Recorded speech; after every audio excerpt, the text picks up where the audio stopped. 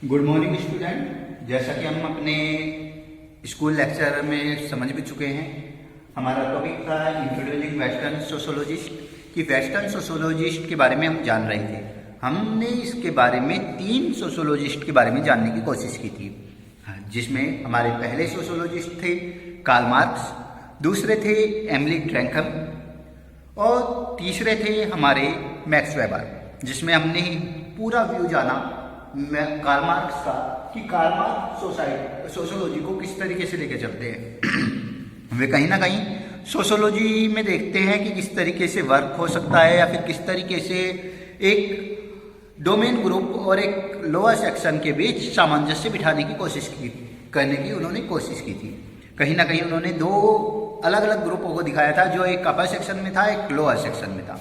साथ ही साथ हम दूसरे विजन में आए थे, ड्रंकहीम के विजन में, कि ड्रंकहीम समाज को किस तरीके से लेकर सोचते हैं। उनके बारे में हमने जाना था अपने दूसरे लेक्चर में कि किस तरीके से ड्रंकहीम कहाँ पर पैदा हुए हैं, किस तरीके से वर्क करते हुए आगे बढ़े हैं, क्या उनकी वाइफ का नाम था। इन सभी क्वेश्चनों को लेके हुए हम अपने लेक्चर में चले थे।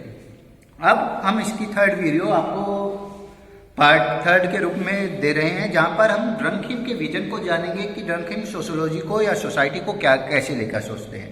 ड्रंकहीम का विजन जो रहा है वो कहीं ना कहीं साइंटिफिक रहा है सोशोलॉजी के डिसिप्लिन को लेकर, जहां पर इन्होंने इसे 2 व्यू में जानने की कोशिश की है या फिर इसके 2 डिफाइनिंग फीचर्स बताने की कोशिश की है।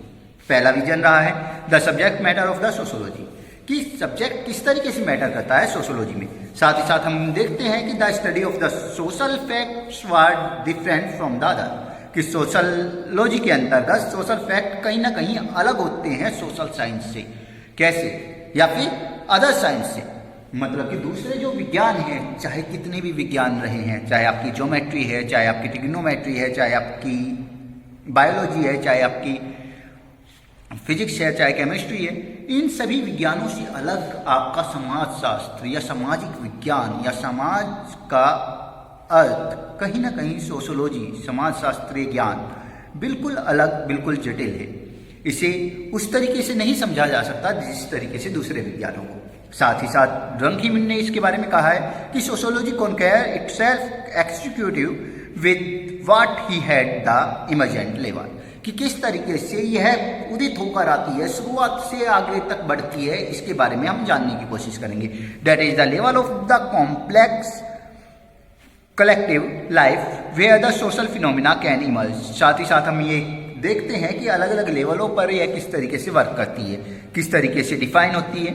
एग्जाम्पल के रूप में हम ऐसे बहुत सारे इंस्टीट्यूशन को देख सकते हैं, चाहे वे किसी धर्म के इंस्टीट्यूशन हो, चाहे किसी फैमिली के इंस्टीट्यूशन हो, चाहे वे सोशल वैल्यू के रूप में हो, जैसे कि फ्रेंडशिप हो सकती है, पेट्रोटिज्म हो सकता है, देशभक्ति हो सकती है। इसके अलावा और भी बहुत सारे हो सकते हैं। देशभक्ति के रूप में हम एक रेडिकल्स को देखते हैं और एक दूसरे मॉडरेट क्लाइमेट को देखते हैं। रेडिकल्स वे थे जो उनसे थोड़े गर्म विचारधारा वाले लोग थे, मॉडरेट वे थे जो सामान्य विचारधारा वाले लोग थे। तो इस तरह की चीज़ों को अलग अलग फिनोमिना के रूप में देखते हैं और उनके द्वारा होने वाले बदलावों को देखते हैं। साथ ही दूसरे एग्जाम्पलों के रूप में हम क्या समझने की कोशिश करते हैं, हम एक पॉसिबल कॉम्प्लेक्स व्यू लेने की कोशिश करते हैं और डिफरेंट देखते हैं पर्टिकुलर कॉन्स्टिट्यूएंट पार्टों में, कि किस तरीके से वे कंपोस्ट किए जाते हैं इंडिविजुअली। कोई एक इंसान किस तरीके से समाज का निर्माण कर देता है, कैसे वह एक इंसान होते हुए भी एक पर्टिकुलर सोसाइटी का एग्जाम्पल बन जाता है। जैसे कि आपने एक एग्जाम्पल देखा होगा, कौन सा एग्जाम्पल? आपके कोको कोला के एड वाला एग्जाम्पल, जिसमें कोको कोला की एक बोतल को रोनाल्डो जैसा इंसान एक तरफ रखते हुए बोतल वाटर की रख देता है और किस तरीके से पूरे कॉम्प्लेक्स डिवीजन आते हैं, किस तरह के बदलाव आते हैं उसके एक छोटे से काम करने से, कि इंडिविजुअल रूप से और दूसरे रूप से कलेक्टिव सोसाइटी के रूप में एंट्री हो सकती है एक फुटबॉल टीम की, फुटबॉल टीम के साथ साथ एक क्रिकेट टीम की। इंडिविजुअल आप उन 11 खिलाड़ियों को जानते हैं और साथ ही साथ लेकिन उन्हें एक टीम के रूप में भी जानते हैं। तो ड्रंकहीम ने एक सोसाइटी को समझाते हुए कहा है कि कार्ल मार्क्स का जो विजन रहा है वो सोसाइटी को लेकर रहा है, लेकिन इंडिविजुअल जो इंसान की पहचान है वह शुरुआत करती है, प्राथमिक इकाई होती है समाज के निर्माण की। और इसी के साथ में हम जानने की कोशिश करेंगे कि ये किस तरह की सोसाइटियों का निर्माण कर सकती है। ये टीम बना सकती है, ये पॉलिटिकल पार्टीज बना सकती है, ये गैंग बना सकती है, जैसे कि आपके स्ट्रीट गैंग के रूप में हो सकता है। आपका एक फिल्म का भी एग्जाम्पल आता है, दिल्ली वैली वाला सीन, और स्ट्रीट का गली बॉयज के नाम से एक मूवीज है।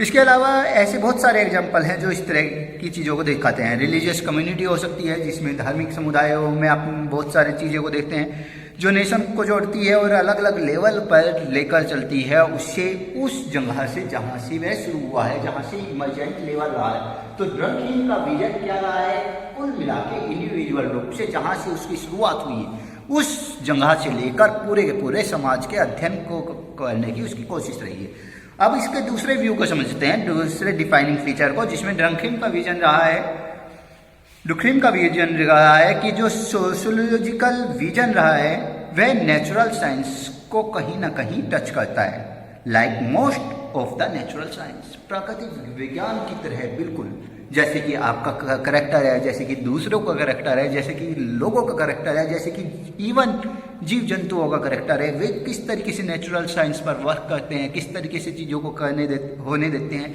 वे सभी कहीं ना कहीं इसके डिसिप्लिन बन जाते हैं। This is the actually difficult claim to make because social phenomena are by their very natural abstract. और अगर इसकी बात की जाए कि किस तरीके से हम ये समझ सकते हैं कि कैसे इस पर क्लेम करें कि बिल्कुल प्राकृतिक है, ये शायद ये संभव नहीं है, क्योंकि कुल मिलाकर समाज का अध्ययन करना समाज को समझने से काफ़ी अलग है। जैसे कि हम अपनी पहली किताब में समझ भी चुके हैं कि समाज को पढ़ना, समाज के बारे में जानना और समाज का बोध हो जाना, उसे अंडरस्टैंड कर पाना कितना अलग है। तो यहाँ पर ये इसके फिनोमिना को बताते हुए इसे एक नेचुरल एब्स्ट्रैक्ट के रूप में रखता है। ये कहता है we can not see a collective entry like the Jain community. हम देख सकते हैं और नहीं पहचान सकते कि सामने वाला व्यक्ति जैन कम्युनिटी से बिलोंग करता है या फिर आपका बंगाली कम्युनिटी से बिलोंग करता है। अगर वह बंगाली बोलता है तो जरूरी नहीं है कि वह बंगाली हो। जिस तरीके से एक पंजाबी बोलने वाला व्यक्ति पंजाबी हो ये जरूरी नहीं है। पर्टिकुलर बहुत सारी चीज़ें हो सकती हैं, जैसे कि अलग अलग कम्युनिटी हो सकती हैं, नेपाली लोग हो सकते हैं, इजिप्टियन लोग हो सकते हैं, नेचुरल कम्युनिटी के लोग हो सकते हैं। ये सब लोग पर्टिकुलर व्यू के रूप में नहीं जाने जा सकते। इनको एक अभिव्यक्ति देना पर्टिकुलर उनके व्यू को देखते हुए शायद मुश्किल होगा।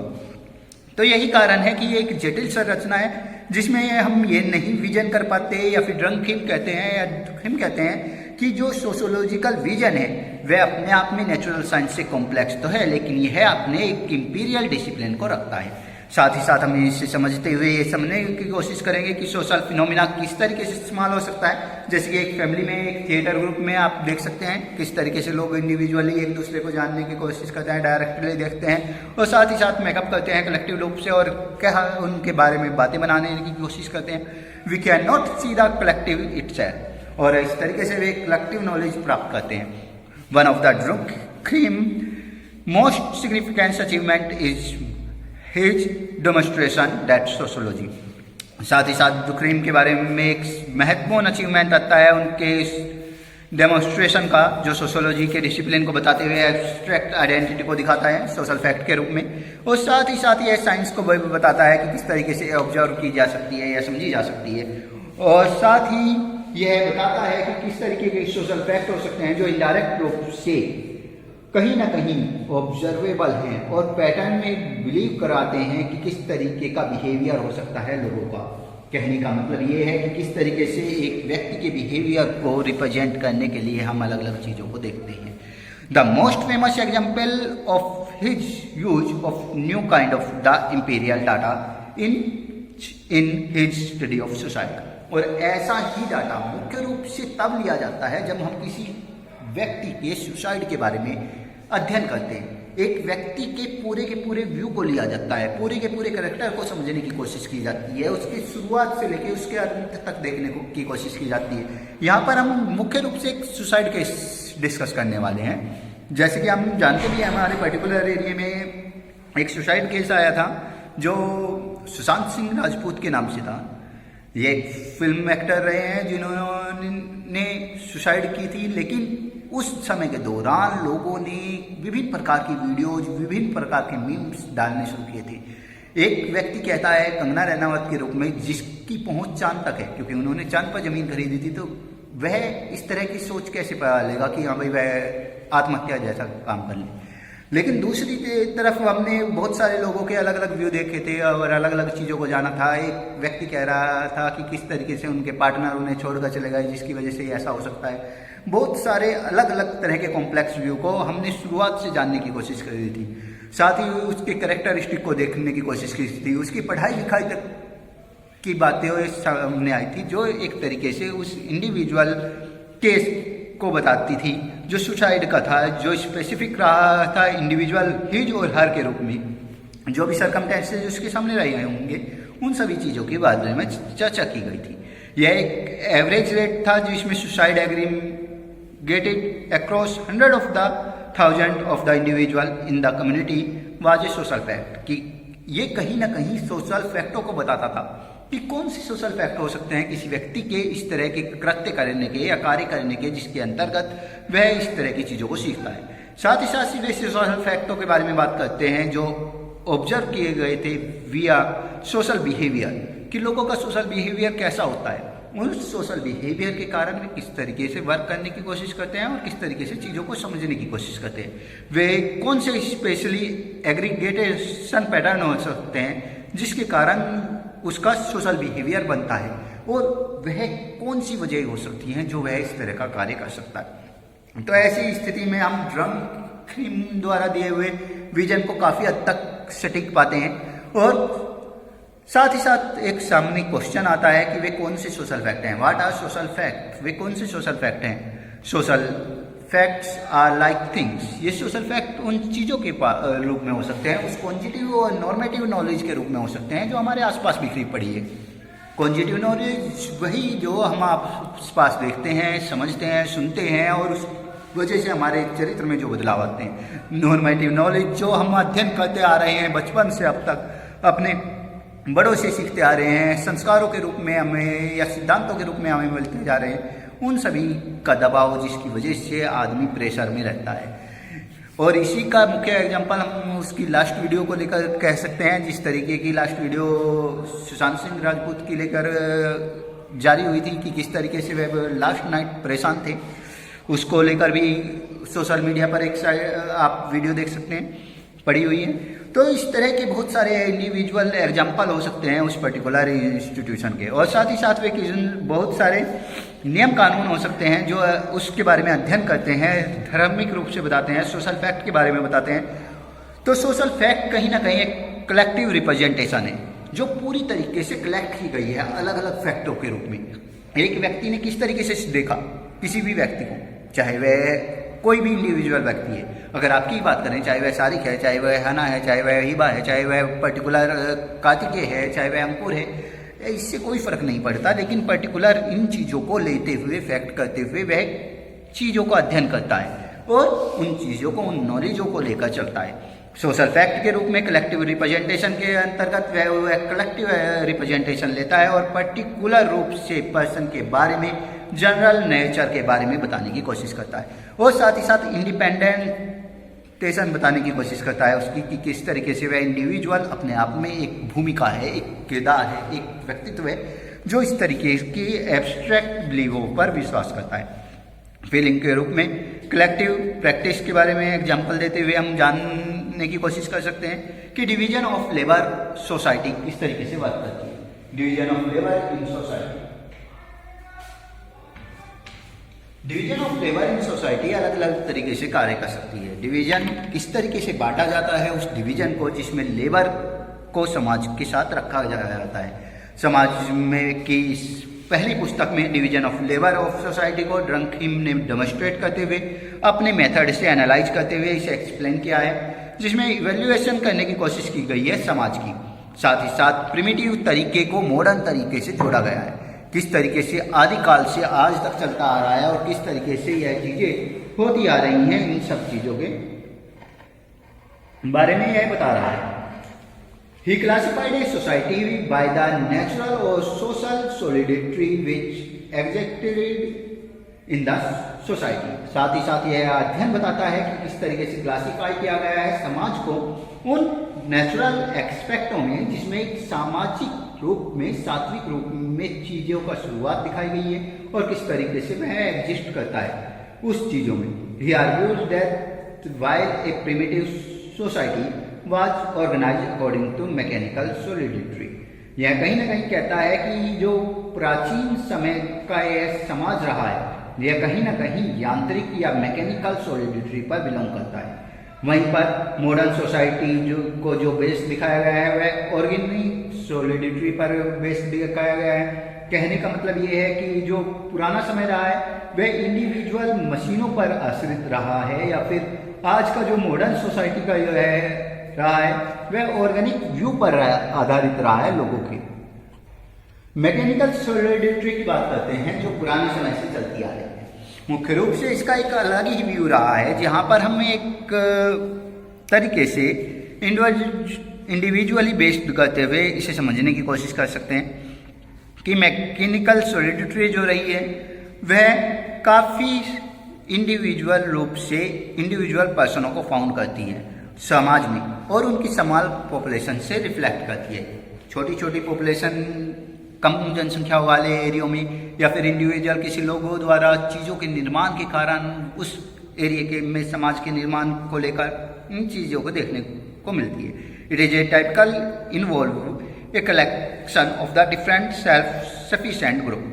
कहीं ना कहीं ये सभी लोग अपने आप में अपनी चीज़ों को करने में समर्थ थे, या फिर ये कह सकते हैं कि ये स्वावलंबी थे, वे अपने आप करते थे, जिसमें वे कहीं ना कहीं एक रिलेशनशिप को दिखाते थे, उस तरह की सोसाइटी को दिखाते थे जो किसी भी तरीके से टॉलरेट नहीं करती थी उन डिफरेंट चीज़ों को जो रिलेशन के रूप में आती थी उन सिद्धांतों के जो कम्युनिटी द्वारा बनाए गए हैं। और कहीं ना कहीं वे उसमें एक कठिन पनिशमेंट भी देते थे या फिर एक बड़ा दंड भी देते थे अगर वह उन चीज़ों को सही तरीके से नहीं करते थे। दूसरे शब्दों में हम मैकेनिकल सॉलिडिटी को बेस करते हैं सोसाइटी के रूप में, जहाँ पर हम रिप्रेसिव लॉ और डिजाइन को दिखाते हैं और दिखाते हैं कि किस तरीके से एक कम्युनिटी के नॉर्म्स को लेकर चलती है। This is because the individual and the community was so tightly integrated that it was feared and any violation of the code and conduct could result in the destruction of the community। और इस तरीके से हम कह सकते हैं कि जो ये समाज देखने को मिलता है, समुदाय देखने को मिलता है, वह इंडिविजुअली ही शुरुआत में आया है। वह कहीं ना कहीं डर और वायलेशन के कोड को कंडक्ट करता है जो एक रिजल्ट के रूप में आते हैं उस कम्युनिटी के। ऑर्गेनिक सॉलिडिटी एक अलग ही करेक्टरिस्टिक है जहाँ पर हम मॉडर्न सोसाइटी के बारे में जानने की कोशिश करती है। ये मॉडर्न सोसाइटी पर ही बेस्ड करती है।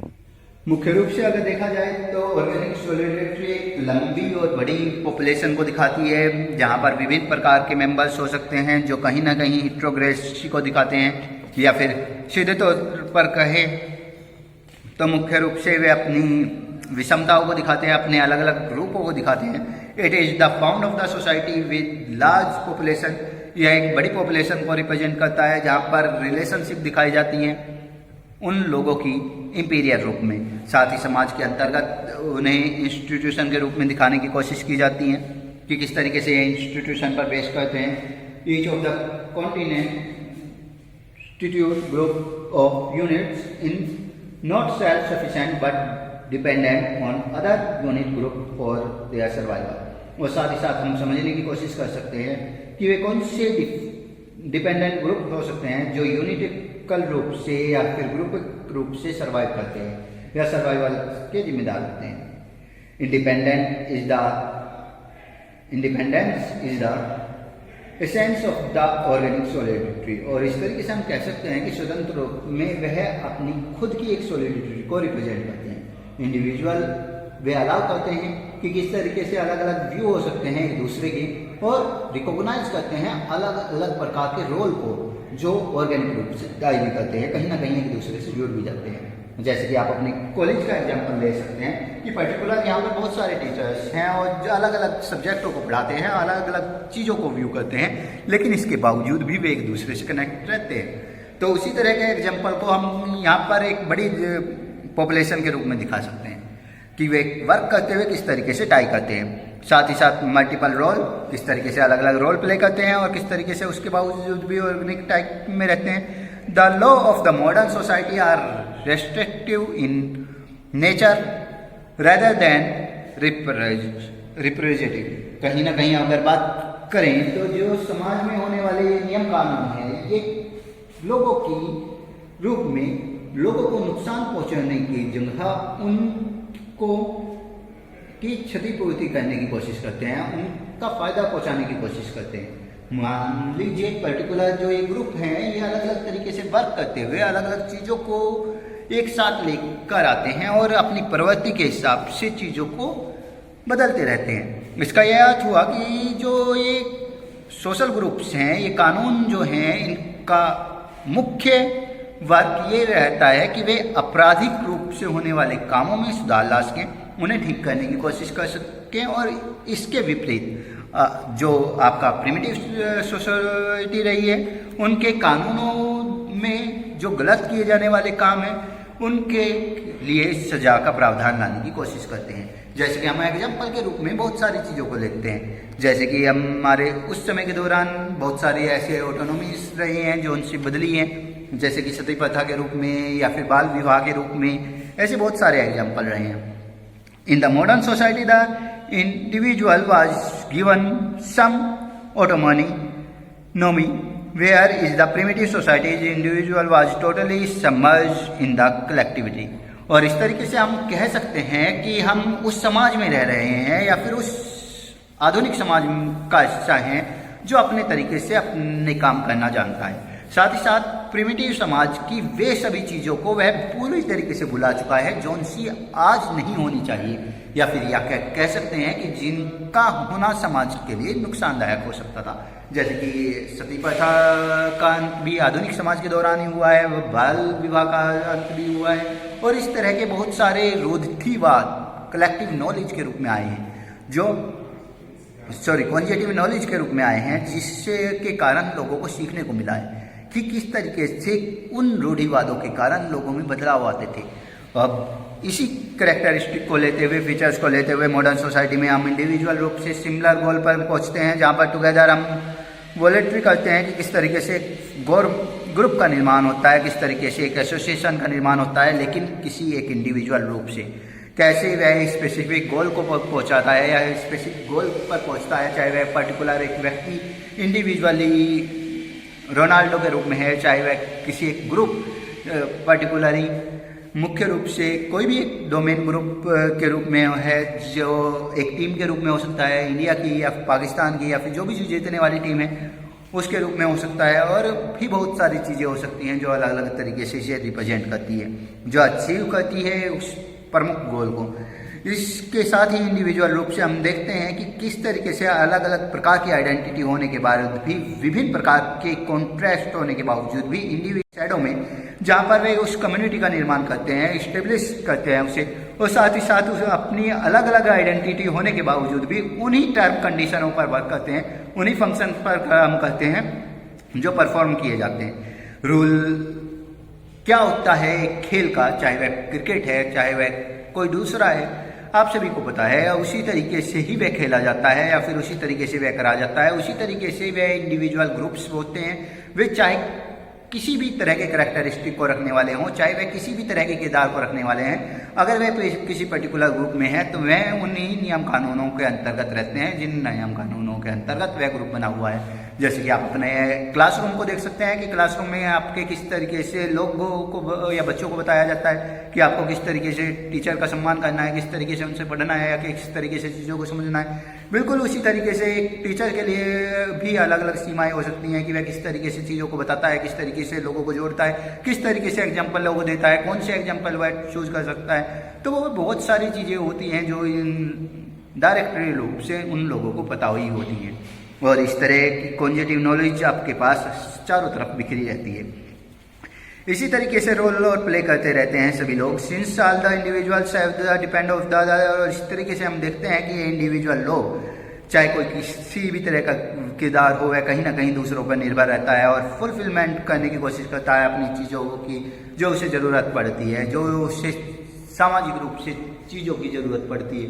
इंडिविजुअल किसी भी तरह की हो सकती है वे, जैसे कि एग्जाम्पल के रूप में एक एरिया में बाढ़ आ जाती है तो उसके लोगों को किस तरीके से ज़रूरत पड़ सकती है, या फिर इंडिविजुअल हम अपने ही बात करते हैं, हमारी अपनी खुद की ज़रूरतें हैं जिसके लिए हमें दूसरों पर भी निर्भर रहना पड़ता है, चाहे वह खाने की है, चाहे वह कपड़े की है, चाहे वह छाया की है अपने छत पर, घर पर, चाहे वह एजुकेशन की है।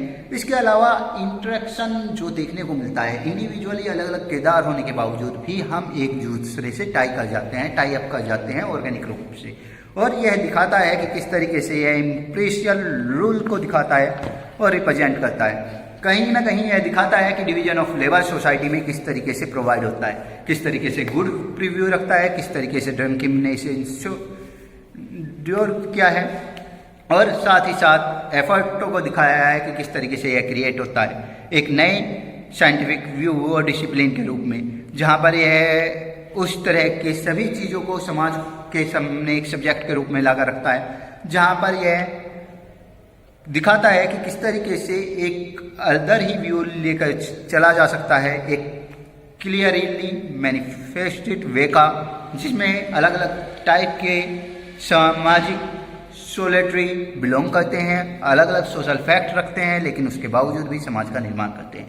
His objective and circular analysis of the social ties which under type of the society laid the foundation of the sociology as the new science of the society. और इस तरीके से हम डिवीजन ऑफ लेबर में उन चिंतनों की बात करते हैं, उन व्यू की बात करते हैं जो ये महत्व दर्शाने की कोशिश करते हैं कि किस तरीके से अलग अलग सब्जेक्ट विभिन्न हैं, मुख्य रूप से उस नवीन वैज्ञानिक व्यू से या उस नए साइंटिफिक व्यू से जो आजकल हमारे सामने है, और साथ ही साथ अपने आप को स्थापित करने की कोशिश करता है। इसी के साथ हम ये भी समझने की कोशिश करते हैं कि वे कौन से विचार हो सकते हैं अनुभविक रूप से, जिसके अंतर्गत हम सामाजिक तथ्यों की बात करते हैं, विभिन्न उन प्रकारों की बात करते हैं जो सामाजिक एकता की बात करते हैं, और उन पर ही चर्चा करने की कोशिश करते हैं।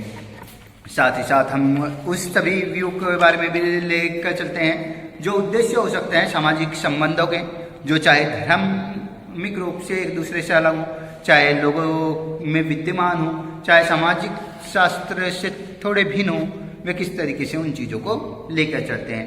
नवीन विज्ञान किस तरीके से स्थापित करता है या नींव डालता है उन सभी चीज़ों की, ये सभी चीज़ें हम समझने की कोशिश करते हैं।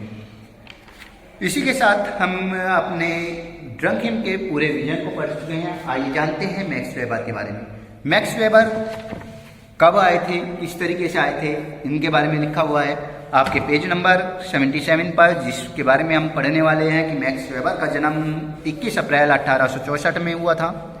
ये जर्मनी के एक एरिया में हुआ था जहाँ पर ये पर्शियन परिवार से बिलोंग करते थे या पर्शियन फैमिली से बिलोंग करते थे। इनके पिता मजिस्ट्रेट थे और साथ ही साथ राजनीतिक रूप से भी जुड़े हुए थे। वे राजशाही बिस्मार्क के अनुयायी थे या फिर उन्हें मानने वाले थे, उन्हें फॉलोअर्स थे। इनकी जो माता थी वह हैंडलबर्ग की एक विशिष्ट महिला थी जो मुख्य रूप से अलग अलग तरह के व्यू रखती थी, अलग अलग तरह के विजन रखती थी। ऐसी स्थिति में हम आते हैं 1882 पर, जहां पर यह सबसे पहले कानून की शिक्षा प्राप्त करने के लिए या फिर एक तरीके से लॉ स्टडी करने के लिए एडनबर्ग गए थे। उसके बाद 1884 में इन्होंने अध्ययन किया था बर्लिन और गोटिंगेन के यूनिवर्सिटीज़ में। इसके बाद 1889 में इन्होंने डॉक्टरेट की उपाधि प्राप्त की थी जो बर्लिन के ही यूनिवर्सिटी से की थी, जहां पर इन्होंने history of medieval business organisation पर अध्ययन किया था। साथ ही 1891 की बात करें तो यहाँ पर इन्होंने के बारे में जो व्यू आते हैं वे शिक्षण के लिए काफ़ी आवश्यक हैं, जिसके में इन्होंने हिस्ट्री और सिग्निफिकेंस के ऊपर वर्क किया था। साथ ही 1893 में इन्होंने शादी की थी मैरियन शिल्टरर से, और इसके बाद 1894 से 96 के बीच इन्हें एक प्रोफेसर के रूप में अपॉइंट कर दिया गया था इकोनॉमिक्स के। 1897 से 1901 के बीच इनका नर्वस ब्रेकडाउन हो गया था, जिसके कारण ये बीमार पड़ गए थे, जिसके कारण इन्हें रोम जाना पड़ा था। 1901 में वेबर का शिक्षण क्षेत्र पुनः लेखन में आ गया था। 1903 में दोबारा से इन्होंने सह संपादक का काम शुरू कर दिया था और फिर 1918 में इन्होंने विभिन्न प्रकार से वियना में विशेष रूप से स्थापित समाजशास्त्र विभाग का कार्यभार या काम करना शुरू किया था। 1919 की बात करें तो इन्हें फिर से अपॉइंट किया गया था एक प्रोफेसर के रूप में, जो अर्थशास्त्र के प्रोफेसर थे म्यूनिख में, और 1920 में इनका अंत हो गया था, इनकी मृत्यु हो गई थी। आइए जानते हैं एक एक्टिविटी के रूप को, और आपको यह एक्टिविटी अपनी कंप्लीट भी करनी है। ये डुक्राइम और मार्क्स के विचारों पर आधारित है। किस तरीके से डुक्राइम और मार्क्स के विचार रहे हैं और वे अपने विचारों को अलग अलग तरीके से लेते हैं। ये मुख्य रूप से बात कर रहे हैं हम इस एक्टिविटी की, जिसमें हम ट्राई करेंगे कंपेयर करने की डुक्राइम और मार्क्स के द्वारा कही हुई सामाजिक सोशल डिवीजन को या डिवीजन ऑफ लेबर को। They both agree that society involves, वे कहीं ना कहीं दोनों के दोनों सोसाइटी के इन्वॉल्व से दोनों सहमत थे कि समाज में किस तरह के बदलाव आते हैं, किस तरह का विकास होता है, किस तरह का प्रोडक्शन होता है, और ये वे मानते भी थे कि किस तरीके से ये सब काफ़ी कॉम्प्लेक्स हैं। साथ ही साथ इस श्रम विभाजन को लेकर या फिर एक सोशल डिवीजन को लेकर वे किस तरीके से अलग अलग व्यू रखते हैं और किस तरीके से इन्हें बढ़ाते हैं।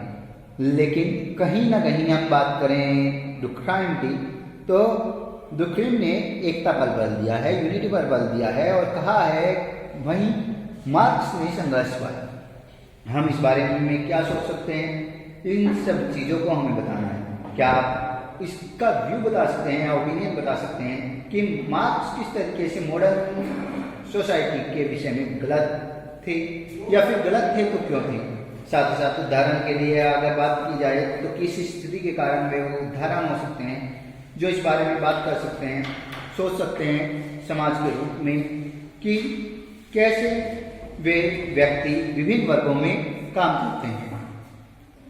यहीं पर हम दूसरे व्यू को भी ले सकते हैं, जहाँ पर हम डुक्राइम की बात कर सकते हैं कि डुक्राइम किस तरीके से अपने व्यू में गलत हो सकते हैं, या फिर वे किस तरीके से सोचते हैं कि जो मॉडर्न कॉम्प्लेक्स है या वह इंडिविजुअल रूप से जो उन्होंने इतना जोर डाला है पर्टिकुलर किसी व्यक्ति के निर्माण के लिए या मॉडर्न सोसाइटी के निर्माण के लिए, इस इंडिविजुअल व्यक्ति की पृष्ठभूमि पर या फिर उसके व्यक्तित्व पर वह काफी हद तक गलत हो सकता है। मुख्य रूप से इसे दूसरे तरीके से हम ये समझ सकते हैं कि कैसे एक विशेषकर टेलीविजन से बिलोंग करने वाला व्यक्ति जरूरी नहीं है कि संचार सुविधा के कारण लोकप्रिय फैशन को ही कपड़ों का मानकीकृत और संगीत रूप दिया जाए, या फिर कहने का मतलब ये भी हो सकता है कि पर्टिकुलर जरूरी नहीं है कि जो चीज़ें टीवी द्वारा या फिर इंडिविजुअल किसी व्यक्ति द्वारा दिखाई जा रही हैं, जो सबके सामने आ रही हैं, वह एक मुख्य एग्जाम्पल हो सकता है लोगों के सामने। एक इंडिविजुअल सोसाइटी का निर्माण कर सकता है इंडिविजुअल व्यक्ति द्वारा। जैसे कि हम इसमें कुछ खास एग्जाम्पलों को लेते हैं, जैसे कि हमारे सबसे बड़ा एग्जाम्पल है रणबीर कपूर के एग्जाम्पल को ले सकते हैं, जो उटपटांग कपड़े पहन लेते हैं। उर्फी खान के एग्जाम्पल को ले लेते हैं, जो अलग अलग तरह से अपने नए नए डिजाइनों को लेकर काफ़ी चर्चा में बनी रहती हैं। अगर इस तरीके से, जैसे कि हम रोनाल्डो की बात करते हैं, उसके व्यक्तित्व के कारण समाज में बहुत बड़े बदलाव आए हैं, उसी तरीके से अगर डुक्राइम सही है अपनी जगह पर, अपने व्यू में, तो इन लोगों के कारण भी बहुत बड़े बदलाव आने चाहिए थे। लोगों को उस तरह की ड्रेसें पहननी शुरू कर देनी चाहिए थी, लेकिन ऐसा नहीं है। तो कहीं ना कहीं हम देखते हैं कि लोगों का अपना इंडिविजुअल कैरेक्टर जरूर है, लेकिन इंडिविजुअल कैरेक्टर होने के बाद भी लोगों के, दूसरे लोगों के भी अपने अपने कैरेक्टर हैं, अपने अपने किरदार हैं। तो इस तरीके से हम कह सकते हैं कि कहीं ना कहीं डुक्राइम ऐसी स्थिति में गलत हो सकते हैं। Today young people in the different social group, different countries, state in the religion are now more likely to be done this make Durkheim wrong. और ऐसी स्थिति में आजकल के जो यंग पीपल कर रहे हैं, यंग बच्चे कर रहे हैं, आप देख सकते हैं टिकटॉक वीडियोज के रूप में या फिर दूसरी अदर वीडियोज के रूप में कि किस तरीके से लोग अलग अलग तरह के करेक्टरिस्टिक को प्ले करते हैं, किस तरीके से अपने व्यू देने की कोशिश करते हैं। क्या इस तरह के समाज के निर्माण की बात कर रहे हैं हम? नहीं, कहीं ना कहीं यहाँ पर दुखरीम अपने इन व्यू में गलत हैं या फिर वे उन चीज़ों को रिफ्लेक्ट नहीं कर पाए हैं जो वे करना चाहते हैं। हम इंडिविजुअल इन चीज़ों को लेकर चल सकते हैं। हमने जब तक दुखरीम के विचारों को पढ़ा या फिर उनके व्यू को समझा, हमने दुखरीम के बारे में समझते हुए ये समझा कि उन्होंने सोशोलॉजी को कैसे समझाया या फिर उन्होंने समाज का अध्ययन कैसे किया। लेकिन ज़रूरी नहीं है कि उसके द्वारा किए गए समाज के अध्ययन को ही हम बेस्ट माने या फिर उसके व्यू को हम गलत नहीं ठहरा सकते, क्योंकि पर्टिकुलर वह उनके विचार हैं जहाँ पर वे इंडिविजुअल एक व्यक्ति द्वारा चीज़ों के ग्रुपों का निर्माण करते हुए चलते हैं और उन्हें लेकर चलते हैं। लेकिन कहीं ना कहीं हम इसके बहुत सारे एग्जाम्पल देखते हैं जिसमें हमें देखने को मिलता है कि ऐसे बहुत सारे एग्जाम्पल हैं जहाँ पर एक सिंगल व्यक्ति के बदलाव लाने की कोशिश करने से कोई खास बदलाव नहीं आते।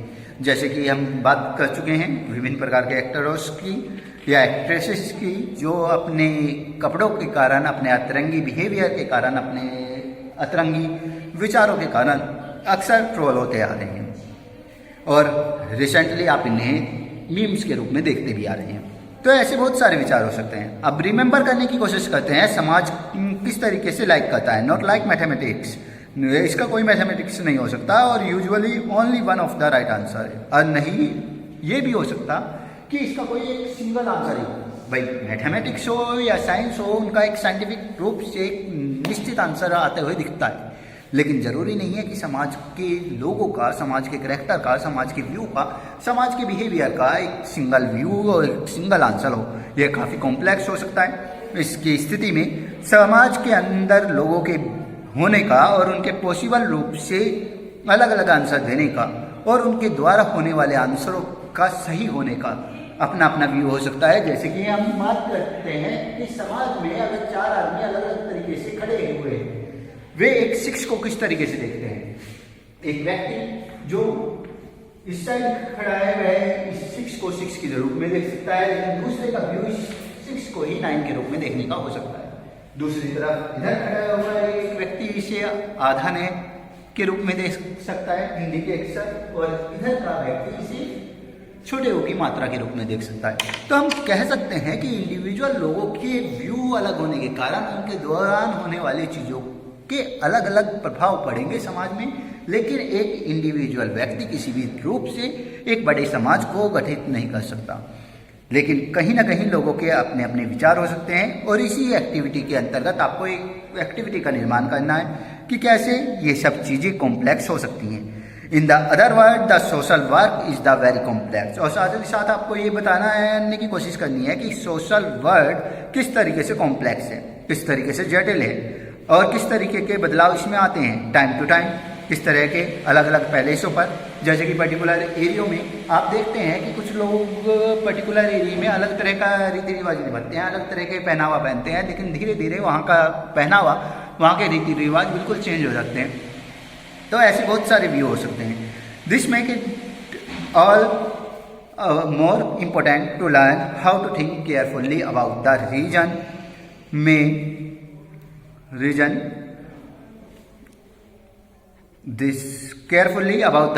why a particular answer may be right or wrong in a particular context।